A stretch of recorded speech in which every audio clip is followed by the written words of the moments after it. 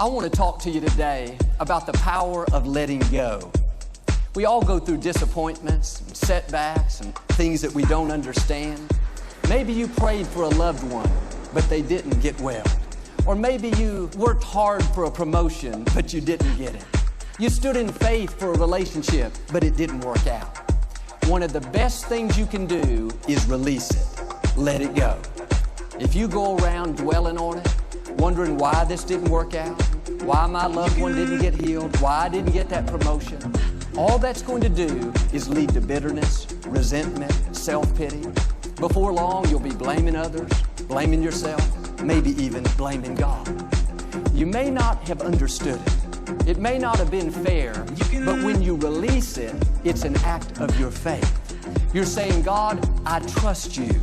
I know you're in control, and even though it didn't work out my way, you said all things are going to work together for my good. So I believe you still have something good in my future.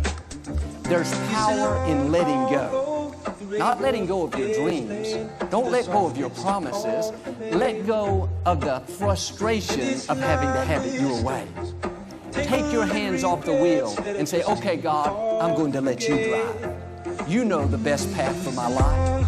You can see the detours, the dead ends. You know the shortcuts. God, I'm going to let you take me where you want me to go. That's a very freeing way to live. But so often, we'll trust God.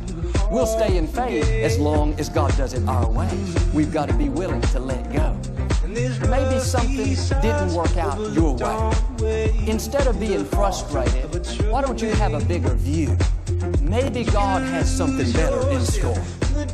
Maybe God closed the door because you're believing too small. Maybe it didn't work out because what you're praying for would be second best. And God loves you too much to do it your way. The question is, will you trust Him to do it His way?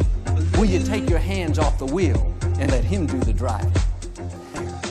I found anything you have to have in order to be happy is out of balance.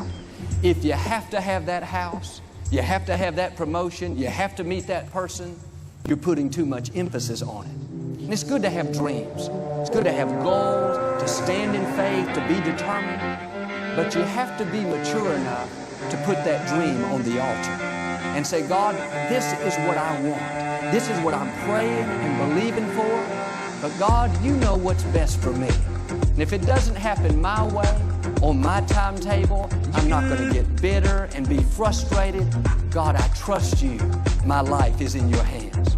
I believed, I fasted, I did everything I could, but it didn't work out, so I'm going to let it go. I'm going to release it and move forward with my life. Maybe you've done everything you could. You prayed, you believed, you gave it your all, but it didn't work out. Best thing you can do is release it. Just let it go. Don't go around in self-pity, defeated, thinking there's nothing good in your future. Do like David. Freshen up. Put on a new attitude. Go to the mall, buy some new clothes, get something good to eat, and get ready for the new thing God is about to do. Some of you ladies are thinking, I heard the word I needed. He said, go to the mall. If you'll let go of what didn't work out, let go of the hurts and pains, then for everything you've lost, God will appoint another seed. Everything that was taken away, another seed. You are going to give birth to more in the future than you've lost in the past. Now you got to do your part and keep moving forward. When you drive home today, in your car, there's a big windshield in the front and then a very small rear view mirror. The reason the windshield is so large and the rear view mirror is so small is because what's in your past is not nearly as important as what's in your future. Where you are going is much more important than where you've been. But if you stay focused on the past, you'll get stuck right where you are.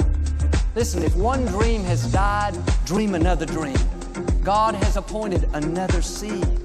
Don't let one setback define who you are. Don't let one betrayal, one mistake, one divorce, one bankruptcy ruin the rest of your life. That is not who you are.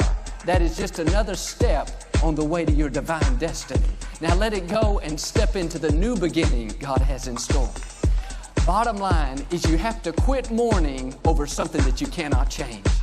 If God put a period there, don't waste another minute in self-pity, defeated, wondering why this has happened. No, that chapter is over and done. This is a new day. God has another seed in front of you. He has another relationship, another business, another breakthrough, another victory. Move forward into the new.